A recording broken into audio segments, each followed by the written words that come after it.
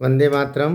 नमस्कार, जय श्री राम। मनहर की गपशप में एक घोषणा मैं कर रहा हूँ और वो घोषणा दिल्ली के मुख्यमंत्री के नाम की घोषणा कर रहा हूँ। आप सोच लीजिए कि मेरी मेरी जो जानकारियाँ हैं वो कहाँ से कहाँ तक लिंक होकर के आ रही, लेकिन मैं 100% आपको बता रहा हूँ। ये नाम तय हो गया है। ये नाम वो है जो सर्वानुमति से हुआ है। कौन नाम पहले आए, कौन नाम आगे बढ़े, अंतोगत्वा किस नाम पर जाकर के तय हुआ। प्रवेश शर्मा का नाम पहले आया।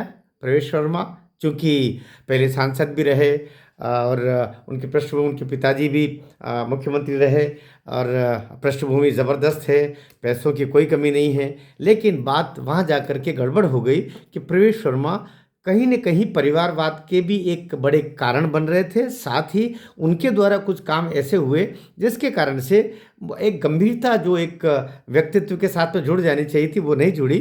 परिणाम स्वरूप उनका नाम आया भी, चला भी गया। दूसरा एक और नाम निखर करके आया, नूपुर शर्मा पर भी चर्चा हुई। लेकिन नूपुर शर्मा चूंकि अभी ऐसा होता तो विधानसभा में उनको टिकट देते, लेकिन नूपुर शर्मा का नाम आया भी, चला भी गया। एक नाम और मुखर होकर के आया और उस पर काफ़ी देर तक चर्चा हुई। वो नाम था कपिल मिश्रा का।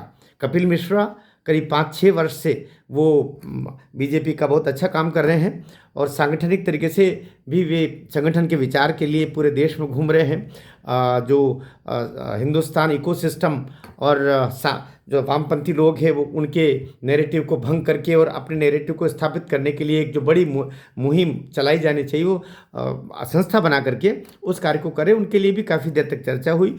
कुल मिलाकर के मामला कपिल मिश्रा का भी इसलिए कि अभी और कुछ समय देखा जाए, अभी और आगे बढ़ा जाए। और नाम निखर करके और आए भाई, विजेंद्र गुप्ता जी का आया, लेकिन फिर वही एक बनिया गया दूसरा बनिया आया वाली बात हो जाएगी। यद्यपि उनकी पृष्ठभूमि बड़ी अच्छी है, काम भी उनके द्वारा हुआ। दूसरी बात, इनके तो नाम ही नहीं आए। इनके मनोज तिवारी जी और जो सुषमा स्वराज जी की बिटिया हैं, इनके नाम इसलिए नहीं आए, योग्य हैं, काम भी किया है, लेकिन सांसद है और जो सांसद है उसके साथ कोई छेड़खानी नहीं होना। बीजेपी पहले 240 पर ही अटकी पड़ी है। भले ही कहने को लगभग 8 महीने, 9 महीने, 10 महीने हो रहे हैं, लेकिन महाराष्ट्र का इधर बाकी 2-3 जगह पर चुनाव हुए, लेकिन हमारी संख्या हम नहीं बढ़ा पाए हैं। ये चिंता वाली बात है। इसलिए हम 240 पर ही अटके हैं। बीजेपी की अपनी संख्या वही है, इसलिए 240 से 239 भले वो 6 महीने के लिए भी करना पड़े, हम करने को तैयार नहीं। लिहाजा ये दोनों नाम भी आए भी, लेकिन मन में आए, किसी ने उनका उच्चारण तक नहीं किया। तो मनोज तिवारी जी और सुषमा जी की बिटिया, ये परिवारवाद का भी कारण बनता और कुल मिलाकर के ये भी चले गए एक नाम पर जा कर के। और सब लोग क्योंकि हम समरसता भी देखते हैं, राष्ट्रवाद भी देखते हैं और कुल मिलाकर के उसके प्रकारांतर से प्रभाव क्या पड़ेगा ये भी देखते हैं। हमसे मतलब हम संघ आ गया, बीजेपी आ गया, क्योंकि बीजेपी भी अंतोगत्वा तो संघ का एक प्रशाखा, छोटा सा संगठन है। 100 संस्थाएं संघ की है, उसमें से एक छोटी सी संस्था बीजेपी भी है। वो कहने को उसको इतने करोड़ है, वो सब है, हम भी मानते हैं, हम भी कहीं होंगे, लेकिन ये है सब अच्छा चल रहा है, उसमें कोई दिक्कत की बात नहीं। तो एक नाम ऐसा निकल करके आया जिससे एक कमी जो भारतीय जनता पार्टी में निरंतर खल रही है, कमी लग रही है, और संघ भी निरंतर उसको लेकर चिंतित है। भारतीय जनता पार्टी तो चिंतित है ही। हम अकाली दल के साथ में मिलकर के भारतीय जनता पार्टी लड़ी, कुछ समय तक भाजपा की वहाँ पैठ भी हुई, लेकिन कुल मिलाकर के और फिर वहाँ पर ही परिवारवादी आड़ा आया।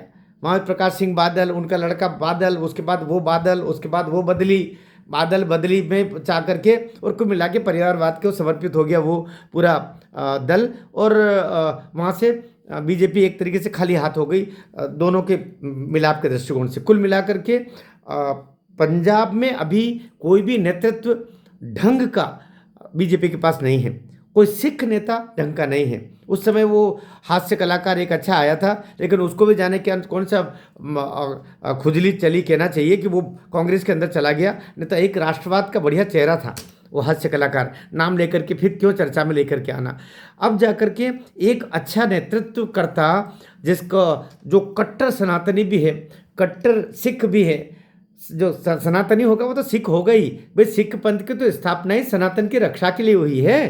अगर ये सिख पंथ नहीं होता है तो जितने पंजाब में अभी हम जहाँ पर गुरुद्वारे और मंदिर देख रहे हैं वहाँ भी अजानें हो रही होती। इसलिए सिख पंथ तो हमारा सैनिक है। सिख भाई वो तो 5 प्रण लेकर के, 5 प्रण लेकर के और 5 प्यारे, हम पूरा इतिहास एक लंबा उस पर नहीं जा रहे। हम कुल मिलाकर के भाजपा के पास में एक ऐसा चेहरा चाहिए था जो उसका कहीं न कहीं राष्ट्रीय पृष्ठभूमि में सभी सिखों को प्रसन्न कर दे। ऐसा एक चेहरा इन दिनों में दिल्ली विधानसभा में निकल करके आया और जिसके कारण से अभी बीजेपी का पूरा संगठन, संघ का भी पूरा समर्थन उसमें मिला है। उसका नाम है मनजिंदर सिंह सिरसा। ये सिरसा जी जो पहले प्रवक्ता भी हैं भारतीय जनता पार्टी के, राष्ट्रीय प्रवक्ता है, और अखिल भारत जो अपने बीजेपी का जो अखिल भारतीय संगठन है उसमें भी ये प्रदेश मंत्री वगैरह वगैरह ऐसे किसी काम पर निरंतर उनको दायित्व दिया हुआ है। और वो निखरा हुआ एक परिपक्व नेता है जो समर्पित भाव से बीजेपी के साथ काम कर रहा है और लंबे समय से काम कर रहे हैं। लिहाजा मैं आपको कहना चाह रहा हूँ, कल की बैठक में, कल क्यों, ज़्यादा समय नहीं, हाथ कंगन को आरसी किया, पढ़े लिखे को जैसे कहते हैं ना आरसी किया, तो ये अब ज़्यादा देर नहीं है। ये मनजिंदर सिंह सिरसा जी अगले दिल्ली के मुख्यमंत्री होंगे, उनके नाम पर सहमति हो गई। और आप इस वीडियो को पूरा देखने के बाद में मेरा आपसे आग्रह है कि ये उनके बनने घोषणा के बाद में तो कम से कम आप नीचे इस पर अपनी खुशी जाहिर करना कि मैंने पहले घोषणा कर दी थी। मैंने हरियाणा चुनाव के परिणाम आने से पहले बता दिया था, बल्कि वोटिंग हो रही थी उससे पहले बता दिया कि बीजेपी यहाँ जीतेगी और उसकी सरकार बनेगी। महाराष्ट्र में मैंने अपने चैनल पर पहले बता दिया था और सीटों की संख्या बता दी थी कि कितनी संख्या आएगी। और अब आपको मैं बता रहा हूँ, हरियाणा के बाद में हमारे महाराष्ट्र के इन घोषणाओं के पूर्वानुमानों के साथ में अब दिल्ली विधानसभा का अगला सिरमौर या मुख्यमंत्री सिरसा जी होंगे। ये आप नोट कर लीजिएगा और बाद में आप टिप्पणी में अवश्य बताइएगा। अभी बताइएगा कि आपको, अब मेरे आकलन से आपका कोई आकलन अलग तो नहीं हो भी नहीं सकता, क्योंकि अगर आपकी जानकारियाँ सही, जैसे मेरी जानकारियाँ मैं लेकर बोल रहा हूँ, तो वही होंगी। भारत माता की जय।